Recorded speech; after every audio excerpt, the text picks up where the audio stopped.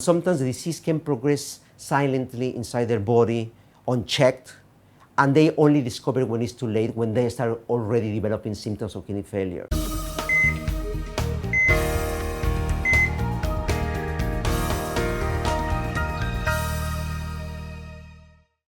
Hi, I'm Dr. Francisco.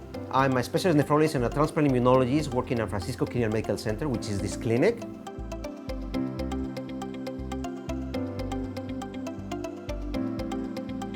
Most people know the kidneys for cleaning the blood or for controlling the water content in the body.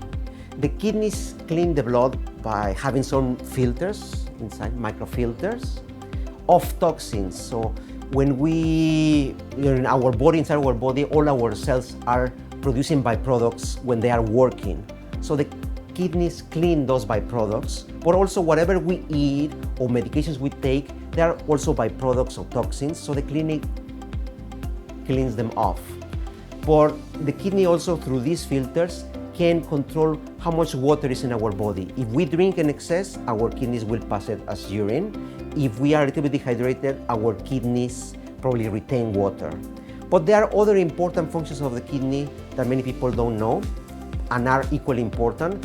The kidneys also control the right balance of salts and electrolytes in the blood, like sodium, potassium, calcium, phosphate, magnesium, and the right acidity of the blood, which is very important for many processes and health.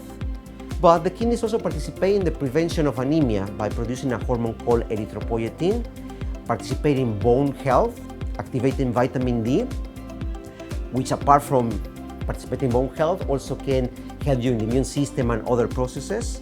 But the kidneys also regulate blood pressure, producing a hormone called renal.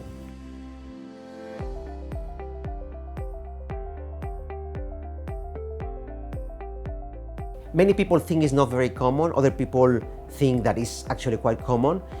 The situation is that kidney disease is a spectrum of many types of diseases, but also a spectrum of different stages of the disease. So not every patient has got the same disease, not at the same severity.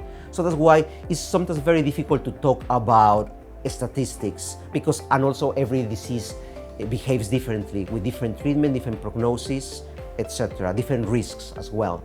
But if you just put everything together as a kidney disease, it varies country to country, but could be around 10 to 15% of the population, 20% might have some degree of kidney disease.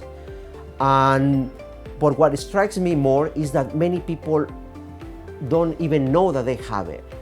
And sometimes the disease can progress silently inside their body, unchecked, and they only discover when it's too late, when they start already developing symptoms of kidney failure. Most common causes of kidney problems are, diabetes and high blood pressure. So it's important to know that statistic, because many patients with diabetes or high blood pressure end up also having kidney disease and some developing kidney failure. So being diabetes and high blood pressure so common is for opening our eyes that we probably need to manage them better, take good care of our health, so like we can prevent the progression into kidney disease or the progression of that disease into kidney failure.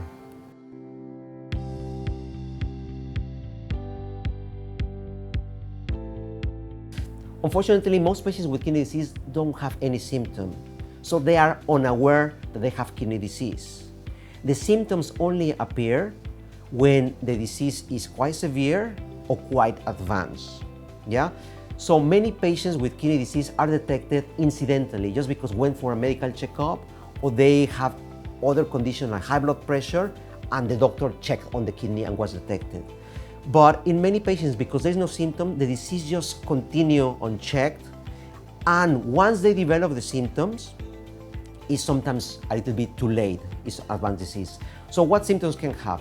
For example, inflammation of the kidney causing what we call nephrotic syndrome. The patient suddenly see that his whole body or her whole body swells. Yeah. So there's a lot of fluid retention, especially on the legs, the face, etc.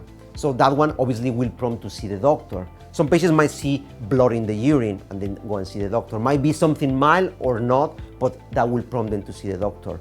But for example, patients that develop this advanced disease or total kidney failure because they were not aware of it, they can just suddenly be warned, feeling a little bit tired, lethargic, feeling totally knackered with no explanation, and they might see the doctor or start feeling like nauseous, having some vomiting, poor appetite, losing probably flesh, etc., and then go and see the doctor for that, or have a lot of itch. So very unspecific symptoms that is just the symptoms of the toxins are building up in your body.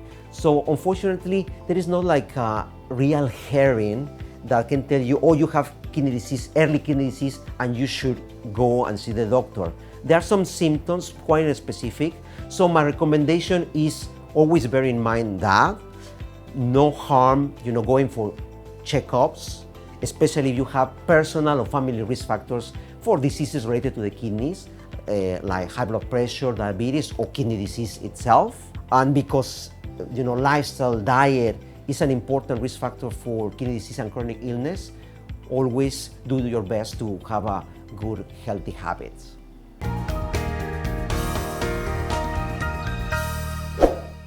Don't forget to like, comment, and subscribe for your regular dose of Asian health information.